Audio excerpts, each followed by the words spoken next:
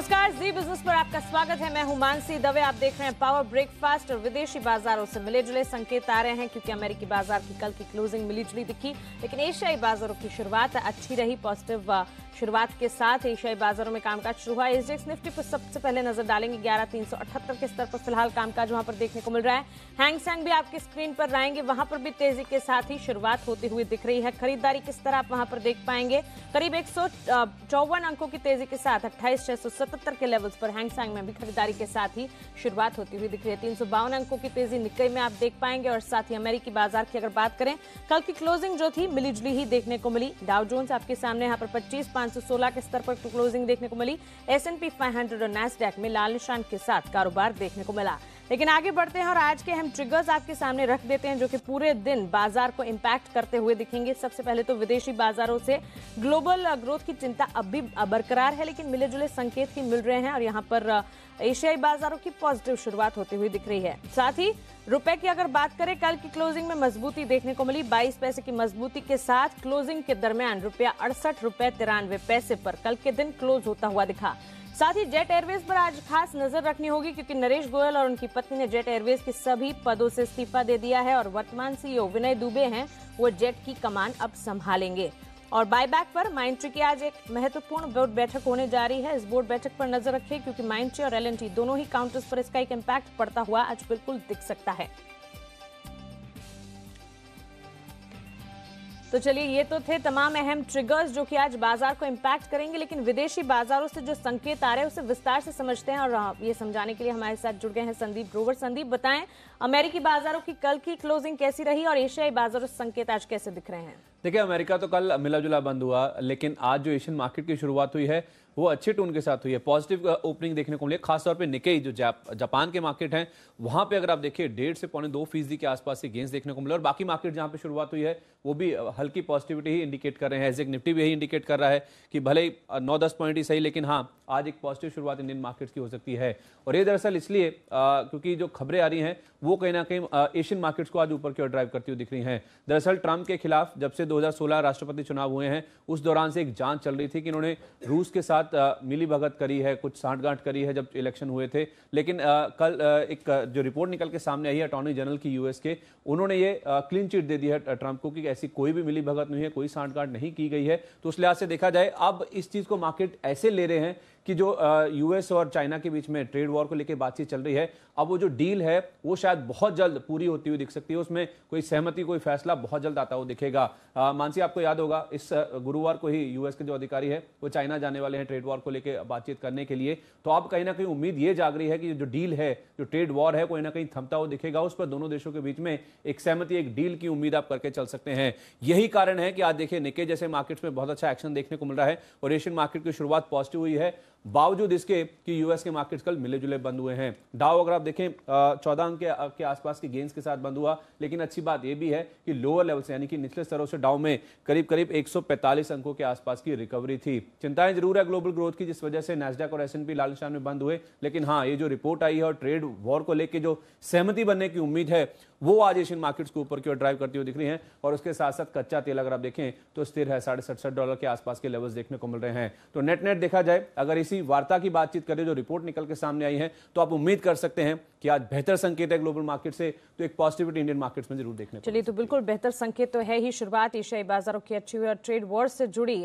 कुछ ना कुछ डेवलपमेंट इस हफ्ते में भी देखने को मिल सकती है। संदीप, तमाम जानकारी के लिए और हमारे साथ जुड़ने के लिए आपका शुक्रिया। पूजा भी हमारे साथ जुड़ी है जो कि खबरों वाले शेयर्स बताएंगी। लेकिन आगे बढ़ने से पहले देख लेते हैं कि कल के सत्र में संस्थागत निवेशकों ने क्या किया। कल के सत्र में एफआईएस, डीआईएस की पोजीशंस क्या रही, इस पर एक बार नजर बनाएं। एफआईएस ने कैश मार्केट में 150 करोड़ की खरीदारी की है, साथ ही डीआईएस ने कैश मार्केट में करीब 13 करोड़ की बिकवाली की है और साथ ही एफएनओ स्पेस में 2599 करोड़ की खरीदारी की गई है। एफआईएस ने इंडेक्स फ्यूचर्स में 193 करोड़ की बिकवाली की है, साथ ही इंडेक्स ऑप्शंस में 3617 करोड़ की यहां पर खरीदारी की गई है और स्टॉक फ्यूचर्स की अगर बात करें 785 करोड़ की बिकवाली यहां पर की गई है।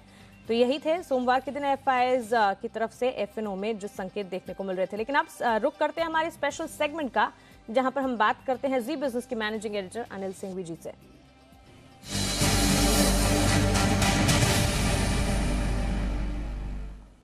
Anil ji, very good morning. Global बाजारों से संकेत आपको कैसे दिख रहे हैं और इसके चलते इंडेक्स पर भारतीय बाजार कैसे खुलने के संकेत हैं? Good morning Mansi. संकेत ठीक है, बुरे नहीं है। और वैसे भी कल भारतीय बाजार जब बंद हुए तो डाउ फ्यूचर्स कुछ 20 पॉइंट नीचे ट्रेड कर रहे थे और हल्की सी मजबूती के साथ बंद हुए। तो मिले जुले से संकेत हैं। कच्चा तेल $67 के आसपास से रुपया की कमजोर होकर कल रिकवर कर गया। तो कुल मिलाकर सीमित दायरे में कारोबार रहना चाहिए। रोज सीमित दायरा 11,300 से 11,425 का निफ्टी पर हो सकता है। इस रेंज में बाजार ट्रेड करने की कोशिश करेंगे और इस रेंज के बाद किसी एक तरफ निकले तो फिर 50 पॉइंट का और अतिरिक्त मूव आप गिन लीजिए। वैसे संभावना कम नजर आती। तो छोटी रेंज में आज बाजार थोड़ा अपना वक्त उठाएंगे और कारोबार करते हुए नजर आएंगे, ऐसा आप मानकर चल सकते हैं। तो कुल मिलाकर बहुत ज्यादा तेजी है, बहुत ज्यादा मंदी की संभावना कम नजर आ रही है, पॉइंट नंबर 1। और जहां तक बैंक निफ्टी का सवाल है, 29,150 ये अब नीचे की तरफ सपोर्ट का काम करेगा, जो कल का लो भी है। और ऊपर की तरफ 29,500 तक जाने की बैंक निफ्टी की भी कोशिश हो सकती है। तो इस रेंज में बैंक निफ्टी भी ट्रेड करना चाहिए। तो मेरा ये मानना है कि इसे जो कल हल्की गिरावट हुई और शुक्रवार को भी, उसे एक अच्छी तेजी के बाद करेक्शन के तौर पर देखना चाहिए। और ग्लोबल मार्केट स्टेबल है तो कोई खास दिक्कत वाली बात है नहीं। और सबसे बड़ी बात है कि हमारे लिए करेंसी और क्रूड दोनों ही स्टेबल है, तो वो पॉजिटिव फैक्टर है। तो थोड़ी थोड़ी खरीदारी फिर से लौटेगी आज। जी बिल्कुल। साथ ही Anil ji, sector specific stock specific कहां पर आपका नजरिया बन रहा है? वैसे तो मुझे लगता है कि सेक्टर्स के लिहाज से बहुत ज्यादा एक्शन किसी एक सेक्टर में होने की संभावना कम है। लेकिन एक्सपायरी के पहले स्टॉक स्पेसिफिक एक्शन और रोल ओवर ये काफी तेजी से आगे बढ़ेंगे, ये आप मानकर कर सकते हो। आज से रोल ओवर अच्छे पिकअप होना शुरू होंगे और तेजी की तरफ वाले जो रोल ओवर होने हैं वो भी आज होते हुए आपको नजर आएंगे। तो ये एक एक्शन वाला हो सकता है। सरकारी कब्जे में अच्छी खरीदारी हो रही है और थोड़ी वो खरीदारी और आज आगे बढ़ सकती है। जी बिल्कुल अनिल जी, तमाम जानकारी के लिए और हमारे साथ जुड़ने के लिए आपका शुक्रिया।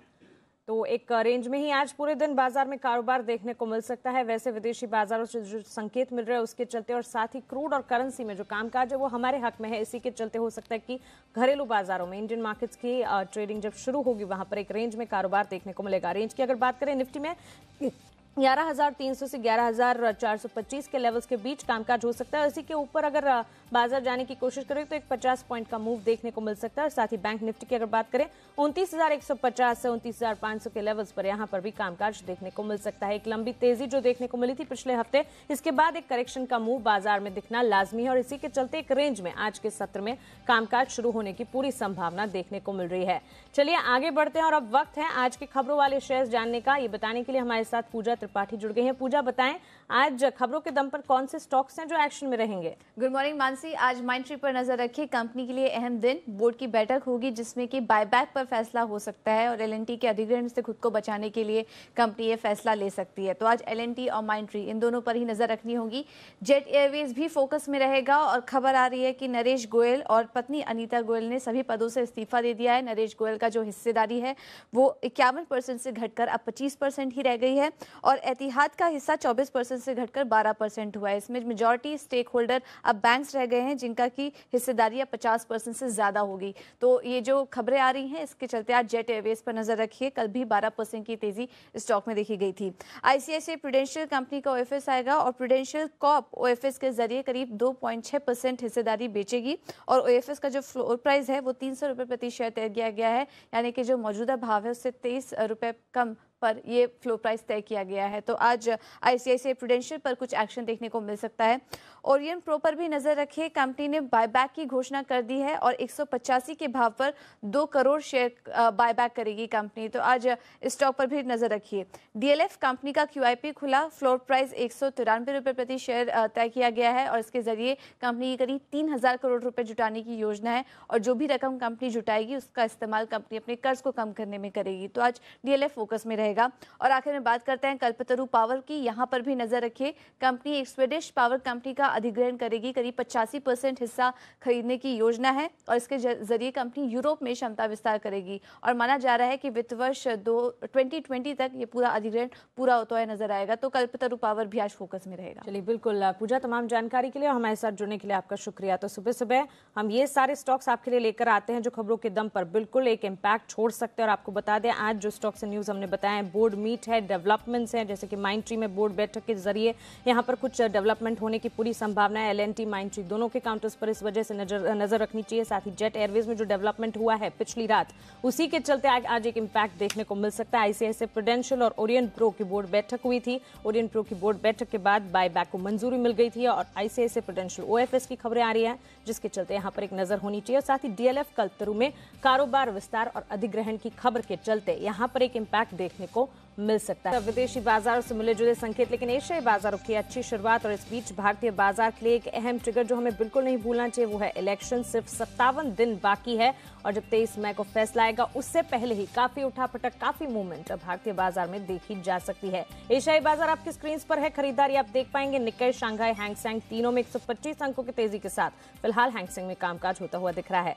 लेकिन आज बाजार पर रणनीति बताने के लिए अब हमारे साथ जुड़ गए हैं LKP सिक्योरिटीज के Rohit Singare. Rohit, very good morning, स्वागत है आपका जी बिजनेस पर। विदेशी बाजारों से जो संकेत दिख रहे हैं, ऐसे में निफ्टी पर आपकी स्ट्रैटेजी क्या रहेगी? Good morning Mansi. I think Nifty के अंदर थोड़ा स्ट्रक्चर वीक है अभी तक। अगर जब तक निफ्टी 10,400 के नीचे 11,400 के नीचे ट्रेड कर रहा है, आई थिंक थोड़ा पैनिक रहेगा ही रहेगा। 11,400 के ऊपर एक शॉर्ट कवरिंग मूव आ सकता है, तो मेरे हिसाब से थोड़ा शॉर्ट करके चलना चाहिए फिलहाल। जो करंट स्टेट है वो उस हिसाब से 11,400 का आपका स्टॉप लॉस रहेगा और नीचे की तरफ टारगेट जो रहेगा वो 10,270 के रहेंगे। तो आई थिंक शॉर्ट इनिशिएट करके बेटर रहेगा विद स्टिक स्टॉप लॉस। चलिए, तो बिल्कुल हो सकता है कि थोड़ी सी पैनिक सी सिचुएशन यहाँ पर देखने को मिले और इसी के चलते निफ्टी में फिलहाल बिकवाली की राय ये दे रहे हैं 11,270 के लक्ष्य को ध्यान में रखें। 11,400 का यहाँ पर एक स्टॉप लॉस लगाना होगा। 11,354 के स्तर आपने मार्केट में देखे थे। बिकवाली की रणनीति यहाँ पर मिलती हुई दिख रही है LKP सिक्योरिटीज की तरफ से। रोहित, साथ ही ये बताएं, सेक्टर स्पेसिफिक, स्टॉक स्पेसिफिक अगर मैं बात करना चाहूँ, वहां पर आपकी स्ट्रैटेजी क्या है, कहाँ पर कमाई का मौका बन रहा है? मेरे दो रिकमेंडेशन है कि बाय रिकमेंडेशन रहेंगे, पावर ग्रिड और बजाज इलेक्ट्रिक। कल के सेशन में हम लोग का एक प्राइस प्लस वॉल्यूम ब्रेकआउट दोनों ही स्टॉक में देखने को मिला था, तो आई थिंक यहाँ पर मैं लॉन्ग इनिशिएट करना चाहूंगा। पावर ग्रिड के अंदर मेरा ऊपर की तरफ टारगेट 260 का रहेगा, स्टॉप लॉस आपको यहाँ पे 198 का मेंटेन करके चलना है। दूसरा स्टॉक मेरा बजाज इलेक्ट्रिक है, जिसमें टारगेट जो रहेगा 540 का रहेगा। यहाँ पर आपको स्टॉप लॉस जो रहेगा 515 का मेंटेन करके चलना है। दोनों में ही बाय रिकमेंडेशन रहेगी। चलिए, तो खरीदारी की राय दो काउंटर्स पर हमें मिल रही है, पावर ग्रिड और बजाज इलेक्ट्रिकल्स। बजाज इलेक्ट्रिकल्स 540 के लक्ष्य को ध्यान में रखे। 524 करंट मार्केट प्राइस कल के दिन देखने को मिली थी। 515 के स्टॉप लॉस को लगाना यहाँ पर बिल्कुल ना भूले। यहाँ पर खरीदारी का मन आप बनाकर चल सकते हैं। और साथ ही पावर ग्रिड पर भी इनकी खरीदारी की राय है। यहाँ पर 207 के लक्ष्य को ध्यान में रखते हुए 198 का एक स्टॉप लॉस लगाकर खरीदारी का मन आज के सत्र में बिल्कुल बनाया जा सकता है। पावर ग्रिड 202 के लेवल्स पर कामकाज कल के दिन कर रहा था और निफ्टी में यहाँ पर ये बिकवाली की राय दे रहे थे। 11,400 के स्टॉप लॉस को यहाँ पर ध्यान में रखा जाए। 11,270 का यहाँ पर एक टारगेट देखने को मिल सकता है। सेल कॉल इनिशिएट करने की यहाँ पर राय मिलती हुई दिख रही है। चलिए आगे बढ़ते हैं और ट्रेडिंग कॉल्स की तरफ एक बार नजर बना लेते हैं। सुबह सुबह हम ब्रोकरेज हाउसेस से बात करते हैं, आपके लिए बेहतरीन ट्रेडिंग कॉल्स देकर आते हैं जहां पर आप कमाई का मौका बिल्कुल बना सकते हैं। तो एक्सिस सिक्योरिटीज की राय आई है, उनका मानना है कि यूपीएल पर आप बिकवाली करके चल सकते हैं। 895 895 के टारगेट्स को यहाँ पर बिल्कुल ध्यान में रखा जाए। 927 927 का स्टॉप लॉस यहाँ पर बिल्कुल लगाना ना भूलें। सेल कॉल इनिशिएट करने की राय यूपीएल की के ऊपर आ रही है और साथ ही एक्सिस सिक्योरिटीज का ही मानना है कि पावर ग्रिड में आप यहाँ पर खरीदारी करके चल सकते हैं। आप ध्यान में रखिए, LKP सिक्योरिटीज की तरफ से भी पावर ग्रिड पर एक स्ट्रैटेजी आई थी और एक्सिस सिक्योरिटीज का भी मानना है यहाँ पर आप खरीदारी का मन बिल्कुल बनाकर चल सकते हैं। 210 के लक्ष्य को यहाँ पर ध्यान में रखा जाए। स्टॉप लॉस यहाँ पर 198 198 का लगाना बिल्कुल ना भूलें। तो यूपीएल और पावर ग्रिड दोनों पर खरीदारी का मन बनाकर आप चल सकते हैं। लेकिन चलिए एक बार कमोडिटी मार्केट का चेक भी ले लेते हैं और वहां पर कैसे कमाई के मौके बन रहे हैं। कमोडिटी बाजार पर आज की क्या रणनीति होनी चाहिए, ये जानने के लिए केडिया कमोडिटीज के अजय केडिया आप मेरे साथ जुड़ गए हैं। अजय, वेरी गुड मॉर्निंग, स्वागत है आपका जी बिजनेस पर। सबसे पहले बुलियन मार्केट पर ही आपका आउटलुक जानना चाहूंगी। गोल्ड में विदेशी बाजार, घरेलू बाजार में जो लेवल्स पर कारोबार कामकाज देखने को मिल रहा है, इसके चलते क्या राय रहेगी? Good morning Manjhi. Definitely Indian market और इंटरनेशनल मार्केट दोनों ही डिफरेंट वे चल रहा है। जिस ढंग से डोमेस्टिक मार्केट में हमने रुपए में मजबूती आती हुई देखी, तो अंडरटोन थोड़ा सा एक साइडवे रहा है गोल्ड डोमेस्टिक मार्केट में, जबकि इंटरनेशनल मार्केट में हमने $1,320 भी छूते हुए देखा है वापस। ओवरऑल मुझे लगता है कि सेफ हेवन बाइंग है वो कंटिन्यू, जिस ढंग से ग्लोबल इकोनॉमी स्लो डाउन है और वरीज है डेटास को देखते हुए, तो कहीं ना कहीं गोल्ड में हमें लगता है कि तेजी का रुख कंटिन्यू है। आज के लिए गोल्ड MCX पे अगर देखा जाए तो 32,150 का काफी अच्छा लेवल रहेगा, यहाँ पे लेके चलिए। 32,300 से 350 तक का टारगेट देखने मिल जाएगा। ठीक है, तो यहाँ पर खरीदारी की राय मिल रही है। सोने के वायदे में 32,350 के लक्ष्य को यहाँ पर ध्यान में रखा जाए और 32,050 32,050 के स्टॉप लॉस को यहाँ पर आप ना लगाना भूलें। बाय की एक रणनीति यहाँ पर गोल्ड पर बनती हुई दिख रही है। साथ ही बेस मेटल्स पर एक बार रुख करना चाहूंगी। बेस मेटल्स में कल के दिन जो उठापटक देखने को मिली थी, खासतौर से अजय, बेस मेटल्स में कॉपर की अगर बात करें, क्या यहाँ पर बिकवाली का मौका बन रहा है? बिल्कुल मानसी, पिछले हफ्ते भी हमने कहा था जब कॉपर के प्राइसेस में 450 से जैसे नीचे ट्रिगर हुआ था, एक सेलिंग प्रेशर बनाया, तो आई थिंक ये प्रेशर कंटिन्यू रहेगा। आज के सेशन की अगर बात करें तो 438.50 का एक अच्छा रेंज है, यहाँ पे बेच के चलिए 432 तक का टारगेट देखने मिल जाएगा। जिस ढंग से चाइना से और यूरोप से जो आंकड़े आ रहे हैं वो काफी खराब है, डिमांड कंसर्न बनी हुई है, इसकी वजह से मुझे लगता है कि गिरावट और बढ़ सकती है। ठीक है, तो चीन और यूरोप से जो नंबर्स आए हैं उसकी वजह से और डिमांड कंसर्न बढ़ने की पूरी संभावना यहाँ पर बनती हुई दिख रही है, जिसका एक इम्पैक्ट देखा जा सकता है। और इसी के चलते बेस मेटल्स में पर्टिकुलरली कॉपर पर एक सेल कॉल इनिशिएट करने की राय यहाँ पर मिलती हुई दिख रही है। 432 के टारगेट्स को यहाँ पर ध्यान में रखें। 441 441 का एक स्टॉप लॉस यहाँ लगाना बिल्कुल ना भूलें। अजय, करेंसी पर आपका आउटलुक जानना चाहूंगी। यूएसडी INR पेयर पर आप क्या कहेंगे? मांझी, जिस ढंग से हमने पिछले एक महीने में या पिछले 20 दिन की ट्रेडिंग सेशन में हमें रुपए में काफी भारी तेजी आती हुई देखी, उसके बाद एक कंसोलिडेशन फेज आ चुका है। तो मुझे लगता है कि 68.50 से लेकर 69.20 का जो दायरा है फ्यूचर्स पे वो कंटिन्यू रहेगा। तो आज के लिए मुझे लगता है 69.10 पे यूएसडी INR आता है, वहां पे बेच के चलना चाहिए। 68.75 तक का लेवल यूएसडी INR में देखने मिल जाएगा। चलिए, तो बिल्कुल यहाँ पर भी बिकवाली की राय 68.75 के टारगेट्स को ध्यान में रखा जाए। कच्चे तेल की चाल पर भी एक राय मिल गई और साथ ही सोने के वायदे में इनफैक्ट बुलियन मार्केट में जो ट्रेंड देखने को मिल रहा है, डिफरेंट लेवल्स आपको विदेशी बाजार और घरेलू बाजार में देखने को मिलेंगे। इसके चलते यहाँ पर भी आपको एक स्ट्रैटेजी बिल्टअप होती हुई दिख रही है। कॉपर में बिकवाली की राय यहाँ पर 432 के टारगेट्स को बिल्कुल ध्यान में रखें। चलिए, आज दिग्गज ब्रोकरेज हाउसेस के रडार पर कौन से शेयर्स हैं ये जानने के लिए चलते हैं हमारे रिसर्च एनालिस्ट देवांशी आश्रय के पास। देवांशी, बताएं ब्रोकरेज हाउसेस कहां पर मन बना रहे हैं? बिल्कुल, आज सबसे पहले शुरुआत करते हैं एनबीएफसी से। इनफैक्ट आज देखिए, आज बहुत सारे जो रिपोर्ट्स आए हैं वो सिर्फ आईटी कंपनीज और साथ ही जो एनबीएफसीज और इसके अलावा जो इंश्योरेंस कंपनीज है उस पर पॉजिटिव आते हुए दिखे हैं। सबसे पहले एनबीएफसीज की बात करें, मॉर्गन स्टैनली की रिपोर्ट है। एडलवाइस पर वो ओवरवेट है, उन्होंने अपने लक्ष्य भी बढ़ा दिए हैं। यहाँ पे लक्ष्य जो है वो 205 से बढ़ाकर 235 तक के लक्ष्य कर दिए हैं। और साथ ही इंडोस्टार पर वो इक्वल वेट रेटिंग को बरकरार रखा है उन्होंने, लेकिन जो लक्ष्य है वो 380 तक के हैं। और वो ये मान के चलते हैं कि दोनों ही कारोबार में जिस तरह से बिजनेस मॉडल में यहाँ पे जो बदलाव किए हैं वो काफ़ी पॉजिटिव है। और साथ ही जो ग्रोथ है ये दोनों ही कंपनीज में हमें लगातार देखने को मिल सकती है, इंडोस्टार और साथ ही एडलवाइस में। साथ ही आज गोल्डमैन सैक्स की इंश्योरेंस कंपनीज पर राय है। सबसे पहले तो एसबीआई लाइफ और एचडीएफसी लाइफ, ये दोनों ही जो स्टॉक्स हैं उस पर उन्होंने कवरेज शुरू किया है। और यहाँ पे आप देखिए, एचडीएफसी लाइफ पर जो लक्ष्य दे रहे हैं 488 का और एसबीआई लाइफ पर 639 तक के टारगेट्स के साथ उन्होंने अपने कवरेज को शुरू किया है। यहाँ पे भी उनका यही मानना है कि आगे चल के जो वैल्यू ऑफ न्यू बिजनेस है वो थोड़ा सा ऐड होता हुआ दिख सकता है और जो ग्रोथ है उसका अनुमान FY20 में लगाया जा रहा है। गोल्डमैन सैक्स के ICICI प्रूडेंशियल पर यहाँ पे खरीदारी की राय बरकरार है और उन्होंने जो लक्ष्य दिए वो 421 तक के हैं, यहाँ पे भी वो ओवरऑल पॉजिटिव है। तो इन शॉर्ट आज गोल्डमैन सैक्स ओवरऑल इंश्योरेंस कंपनीज पर पॉजिटिव है और मॉर्गन स्टैनली एनबीएफसी पर थोड़े से पॉजिटिव होते हुए। चलिए, तो बिल्कुल ब्रोकरेज हाउसेस के रडार पर एविएशन सेक्टर है, साथ इंश्योरेंस कंपनीज भी हैं और इंश्योरेंस कंपनीज पर ब्रोकरेज हाउसेस बुलिश हैं और एविएशन सेक्टर पर भी सिटी की राय आती हुई दिखी है। देवांशी, तमाम जानकारी के लिए और हमारे साथ जुड़ने के लिए आपका शुक्रिया। तो चलिए, इसी के साथ पावर ब्रेकफास्ट में फिलहाल इतना ही।